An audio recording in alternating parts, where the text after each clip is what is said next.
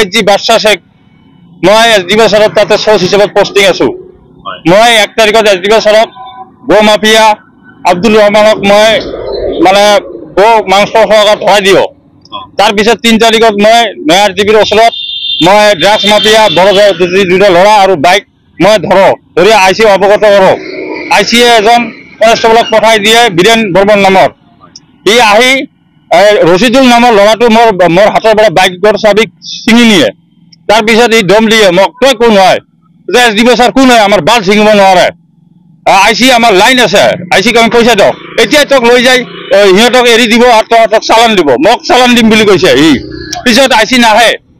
ঠাইত নাহে প্লেচত নাহাৰ পিছত মোক থানাত লৈ আহে পিছত সিহঁতক সোনকালে এৰি দিয়ে আৰু মোক আইসিয়ে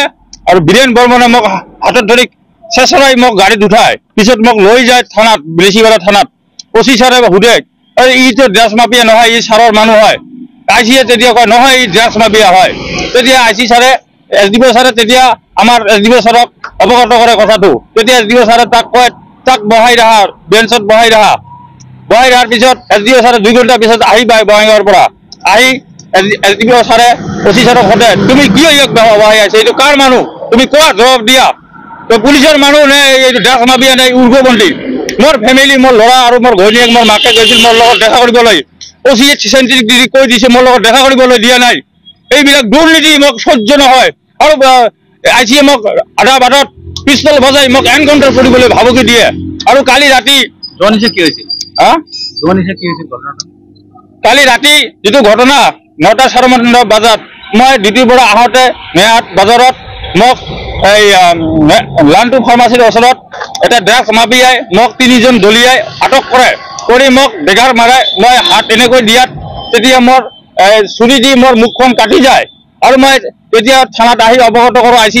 ছাৰে মোক ভাবুকি দিয়ে তই ইয়াৰ পৰা যাবি নহ'লে তোক এৰেষ্ট কৰি চালান দিম বুলি কৈ দিছে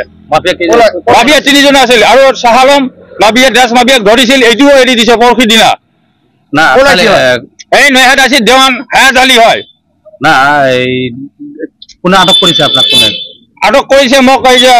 কি খাইৰুল ইছলাম ভাই হোটেলৰ মালিক আৰু তাৰ সহকৰ্মী আমি দুটা চিনি নাপাওঁ তাক আপোনাৰ কোনে চুৰিটো মাৰিছে খাইৰুল ইছলামে মাৰিছে খাইৰুল ইছলামে কেইজন আছিল আৰু 2জন আছিল লগত আপোনালোকৰ পুলিচৰ মানুহ এজন আছিল ইছমাইল হক আৰু ৰাব্বানী খুৰা আছিল এনেকুৱা মোৰ এবাৰ লৈ মোৰ 2বাৰ হ'ল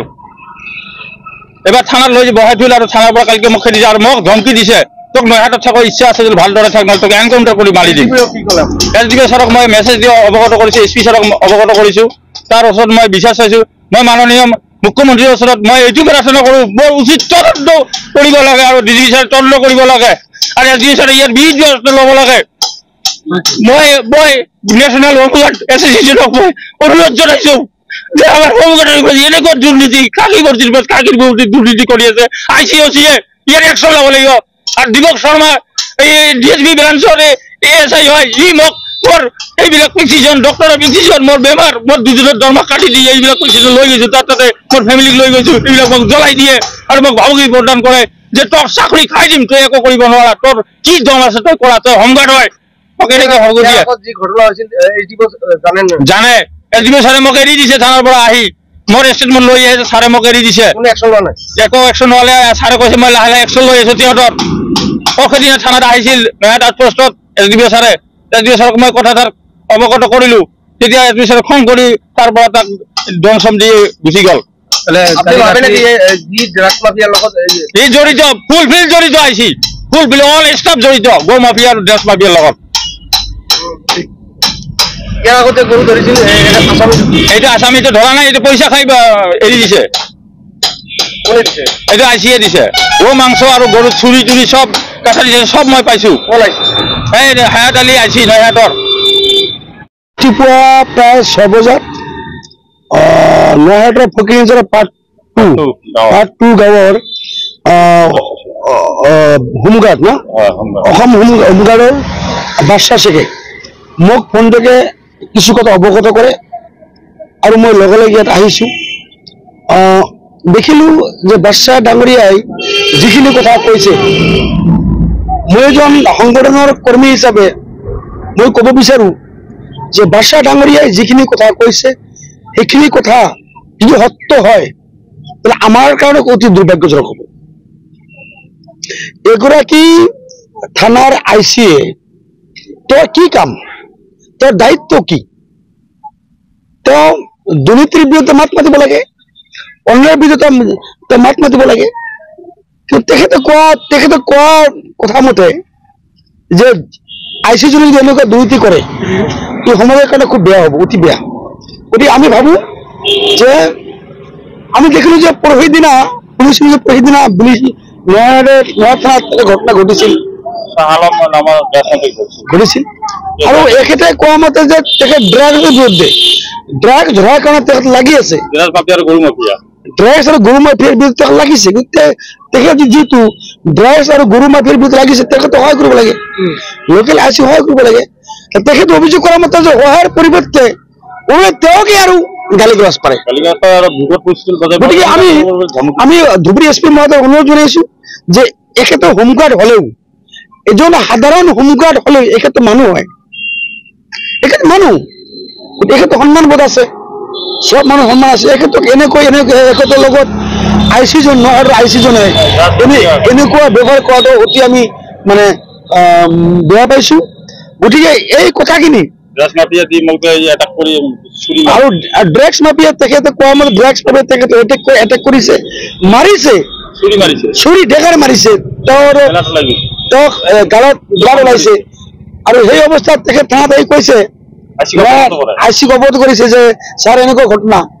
আইচি ওলোটাই তেওঁক থানাৰ পৰা খেদি পঠিয়াইছে। হৈছিল নাই কি কৈছে মোৰ মুখতি নকওঁ এইবিলাক কথা। গতিকে মই দাবী জনাইছো এই ঘটনাটোৰ একদম চৰ জমিন তদন্ত কৰি বিহিত ব্যৱস্থা গ্ৰহণ কৰাৰ আমি দাবী জনাইছো। আৰু অসমৰ ডিজিপি আৰু মুখ্যমন্ত্ৰী মহোদয়ক অনুৰোধ জনাইছো যে এজন আৰক্ষীয়ে যদি, এজন থানাৰ আৰক্ষী যদি এনেকুৱা হয় তেনেহলে সমাজ কেনেকৈ চলিব? নিৰাপত্তা দিয়াৰ দায়িত্ব হল পুলিচৰ। জনতাই পুলিচৰ প্ৰতি আস্থা ৰাখিব, জনতাই থানাৰ প্ৰতি আস্থা ৰাখিব। গতিকে এখেতে যিখিনি কবেৰে খুব দুখজনক এইখিনি যি আক্ষেপ কৰিছে, যদি কথাখিনি সত্য হয় তাহলে আমি একজেক্টলি সমস্ত কথাৰ ইনকোয়াৰি আমি বিচাৰিছো, সমস্ত ঘটনা ইনকোয়াৰি বিচাৰিছো। আৰু ইনকোয়াৰি হ'ব লাগিব। এনেকুৱা হোৱাটো আমি কেতিয়াও কামনা নকৰো। অসমৰ ডিজিপি মহোদয়, অসমৰ মুখ্যমন্ত্ৰী মহোদয় অনুৰোধ কৰিছো যে এজন চেন্ট্ৰেল এসএসসি হোমগাৰ্ডৰ যি মানে মুৰব্বী তেখেতক দৃষ্টি আকৰ্ষণ কৰো। তেখেতে এই ঘটনাটো যেহেতু এজন হোমগাৰ্ড কৰ্মী হয়, তেখেতৰ ডিপাৰ্টমেন্টৰ যি কৰি আছে আপোনাৰ দায়িত্ব আছে, আমি তেখেত দৃষ্টি আকৰ্ষণ কৰিছো এই বিষয়টো ইনকোয়াৰি কৰি তাৰ বিহিত ব্যৱস্থা গ্ৰহণ কৰাটো দাবী জনাইছো।